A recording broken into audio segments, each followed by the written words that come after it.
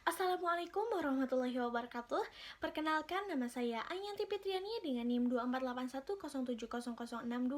Di sini saya akan memaparkan jawaban UTS dari mata kuliah kajian IPA lanjut. Langsung saja di soal yang pertama, saya akan menjelaskan bagaimana manfaat kegiatan observasi di halaman sekolah untuk menjelaskan keanekaragaman hayati tingkat jenis atau spesies. Ketika siswa menemukan semut, rumput, capung, bunga kertas, cacing, dan jamur, saya akan mengajak mereka melakukan pengamatan langsung dan identifikasi satu persatu makhluk hidup tersebut.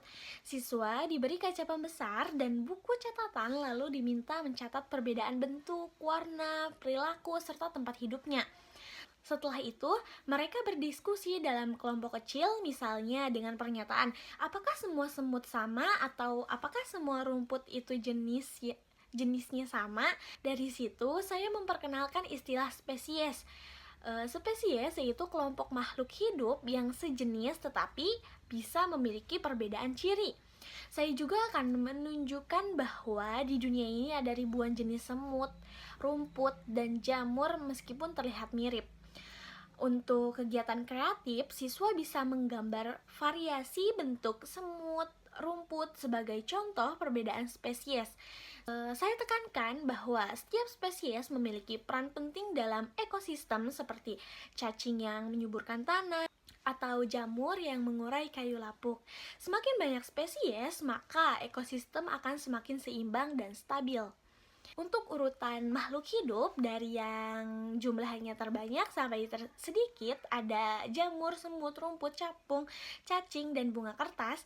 Jamur paling banyak karena memiliki jutaan spesies. Nah, selanjutnya ada semut. Semut juga sangat beragam karena termasuk dalam kelompok serangga yang jumlahnya luar biasa banyaknya. Dan ada rumput. Capung memiliki ribuan jenis tetapi tidak sebanyak jamur atau semut. Sedangkan bunga kertas jumlah spesiesnya tuh relatif sedikit karena termasuk kelompok tanaman hias tertentu. Selanjutnya di soal nomor 2 yaitu membandingkan struktur daun Sansevieria atau lidah mertua dengan daun bayam. Sansevieria memiliki daun yang tebal, berdaging, dan keras. Permukaannya dilapisi kutikula tebal dan bentuknya sempit. Ciri-ciri ini membuatnya mampu menyimpan air dengan baik dan mengurangi penguapan. Selain itu, Sansevieria juga berfotosintesis menggunakan metabolisme CAM, yaitu membuka stomata pada malam hari agar tidak kehilangan banyak air di siang hari. Sementara itu, daun bayam tipis, lebar, dan memiliki banyak stomata. Struktur seperti ini mendukung fotosintesis cepat, tetapi penguapannya juga tinggi. Jadi, tanaman yang paling efisien menyimpan air adalah Sansevieria karena struktur daunnya sudah beradaptasi dengan lingkungan kering. Selanjutnya, di soal nomor 3, menjelaskan hubungan antara bentuk kaki burung dan fungsinya. Burung elang memiliki kaki mencengkram dengan cakar tajam dan kuat untuk menangkap serta memegang mangsa. Burung itik memiliki kaki berselaput yang membantu saat berenang dan mendayung di air. Sementara burung pelatuk memiliki kaki dengan posisi jari jigodaktil, 2 jari ke depan dan 2 ke belakang, agar dapat mencengkram batang pohon dengan kuat saat mematuk kayu. Jika seekor elang memiliki kaki berselaput seperti itik, maka ia akan kesulitan mencengkram mangsa dan bertegar di dahan. Akibatnya, kemampuan berburu dan bertahan hidup akan menurun drastis. Selanjutnya, di soal nomor keempat, membahas tentang fenomena blooming alga di danau. Secara normal, alga berperan sebagai produsen dalam rantai makanan menjadi sumber energi bagi zooplankton, ikan kecil, lalu ikan besar. Namun saat terjadi kelebihan nutrien seperti nitrogen dan fosfor dari pupuk atau limbah, alga tumbuh berlebihan. Inilah yang disebut blooming alga. Lapisan alga menutupi permukaan air sehingga sinar matahari tidak sampai ke dasar dan tumbuhan air di bawah mati. Ketika alga dan tumbuhan mati, bakteri pengurai menggunakan oksigen dalam jumlah besar, menyebabkan air kekurangan oksigen. Ikan pun kesulitan bernapas dan mati. Jadi, penyebab utama blooming adalah eutrofikasi, yaitu masuknya zat hara berlebihan. Dampaknya terjadi kematian ikan secara berantai dan ekosistem perairan menjadi rusak. Selanjutnya di soal kelima membahas konversi hutan mangrove menjadi tambak udang. Dari sisi ekonomi jangka pendek, memang ada keuntungan seperti peningkatan pendapatan masyarakat dan lapangan kerja. Namun secara ekologis, dampak jangka panjangnya berat. Habitat mangrove hilang, kualitas air menurun, abrasi pantai meningkat, dan keanekaragaman hayati menurun.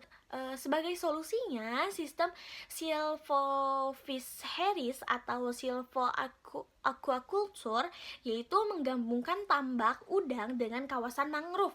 Dengan cara ini, ekosistem mangrove tetap terjaga sebagai pelindung pantai dan penyaring alami, tetapi masyarakat juga tetap memperoleh keuntungan ekonomi.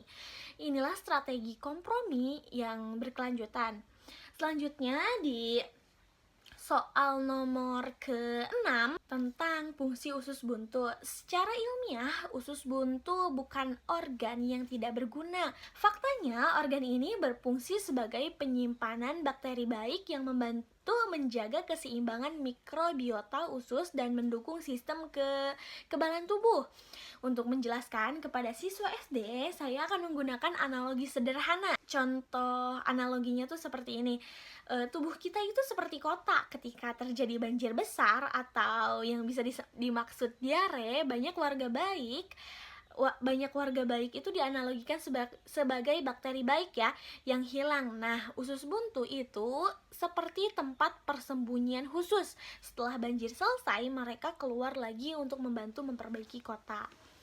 Selanjutnya di soal nomor 7, kita membandingkan Andi dan Budi yang tinggi badannya berbeda. Jika mereka meniup lilin dari jarak yang sama, Andi lebih pendek, kemungkinan lebih sulit mematikan lilin. Hal ini karena orang yang lebih tinggi biasanya memiliki kapasitas vital paru-paru yang besar. Artinya volume udara yang bisa dikeluarkan lebih banyak dan tekanan tiupannya lebih kuat. Jadi, Budi yang lebih tinggi punya peluang besar untuk memadamkan lilin dengan sekali tiupan. Selanjutnya di soal nomor 8 tentang jaring-jaring makanan dan dampak penurunan ulat bulu. Sini kacang sebagai produsen, ini sebagai konsumen primer, ini sekunder, ini tersier. Kacang-kacang sebagai produsen dimakan oleh ulat bulu, lalu dimakan oleh burung pipit, dan akhirnya bisa dimangsa oleh laba-laba besar. Jika populasi ulat bulu menurun karena insektisida, maka burung pipit kehilangan sumber makanan dan populasinya ikut menurun. Begitu pula laba-laba yang memangsa ulat atau burung kecil juga akan berkurang. Sementara tanaman kacang-kacangan justru tumbuh lebih banyak karena tidak dimakan ulat. Ini menunjukkan bahwa perubahan pada satu spesies bisa memengaruhi keseluruhan ekosistem karena semua organisme saling bergantung satu sama lain.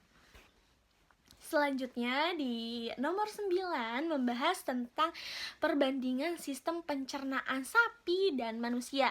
Sapi memiliki 4 ruang lambung, ada rumen, retikulum, omasum, dan abomasum.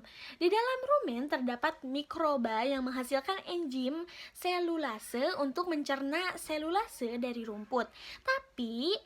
Sapi juga melakukan proses mengunyah kembali makanan atau ruminasi agar pencernaan lebih sempurna. Sementara manusia hanya punya 1 lambung dan tidak memiliki mikroba penghasil selusa yang cukup, sehingga tidak bisa mencerna serat kasar seperti rumput. Karena itu, sapi bisa hidup dari rumput, sedangkan manusia lebih mengandalkan makanan seperti nasi, sayur, buah, dan daging. Selanjutnya di nomor terakhir, yaitu nomor 10, yang membahas tentang kegiatan konservasi air untuk siswa SD. Saya merancang kegiatannya yang berjudul Detektif Air Sekolah. Tujuannya adalah menumbuhkan kesadaran pentingnya air dan cara menghematnya. Siswa dibagi menjadi kelompok kecil dan diberi denah area sekolah. Mereka melakukan observasi di titik-titik seperti keran, selokan, atau kebun, lalu mencatat kebocoran air atau potensi pemanfaatan air bekas. Setelah itu, tiap kelompok mempresentasikan hasil temuan mereka dan memberi saran, misalnya memperbaiki keran bocor atau penampung air hujan untuk menyiram tanaman. Sebagai tindak lanjut, siswa membuat poster bertema hemat air dan melaksanakan aksi nyata di sekolah dengan nilai-nilai yang ditanamkan adalah kepedulian, tanggung jawab, kerjasama, dan cinta lingkungan. Terima kasih. Wassalamualaikum warahmatullahi wabarakatuh.